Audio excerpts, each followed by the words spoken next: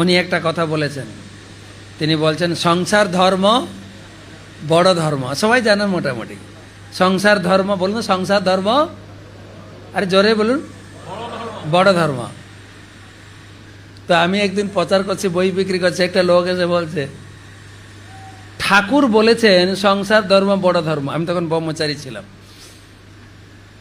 তো আপনারা কেন সংসার ত্যাগ করে ঘুরে বেড়াচ্ছেন? তা আমি হাত জোড় করে বললাম, মনে কিছু করেন না যদি একটা কথা বলি? হ্যাঁ বলুন। সংসার ধর্ম বড় ধর্ম আমি স্বীকার করি, কিন্তু সবার কপালে তো আর বড় ধর্ম জুটে না। আমি কি করব বলুন? আমার কপালে নেই তো। বলছে না আমি জাস্ট না, আমি আপনি যা বলছেন বুঝেছি।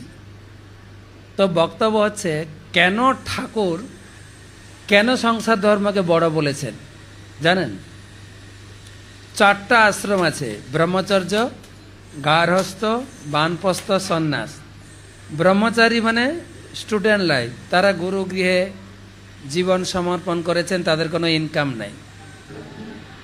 গৃহস্থের ইনকাম আছে, প্রত্যেক গৃহস্থের কিছু না কিছু ইনকাম ভগবান দিয়েছেন, কার চাকরি, কার ব্যবসা, কার চাষবাস দিয়েছেন ভগবান।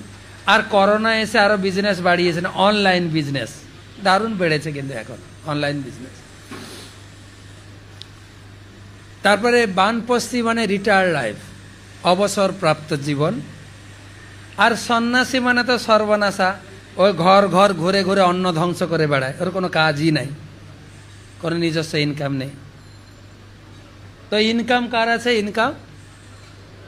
ইনকাম কার আছে? যারে জোরে বলুন তো, আমি কি আপনার কাছে টাকা নিচ্ছি নাকি বলুন তো? ইনকাম কার আছে? গৃহস্থের। তাই গৃহস্থ যা ইনকাম করবে সেই ইনকাম দিয়ে 4 আশ্রম, গৃহস্থ আশ্রম সহ বাকি 3 আশ্রমের ভরণ পোষণ চলবে। গৃহস্থের এটা বড় দায়িত্ব, সেই জন্য সংসার ধর্ম বড় ধর্ম। তাই আমি তো ব্রহ্মচারী, আমাকে কিছু দিন প্লিজ, আপনি বড় ধর্মের লোক।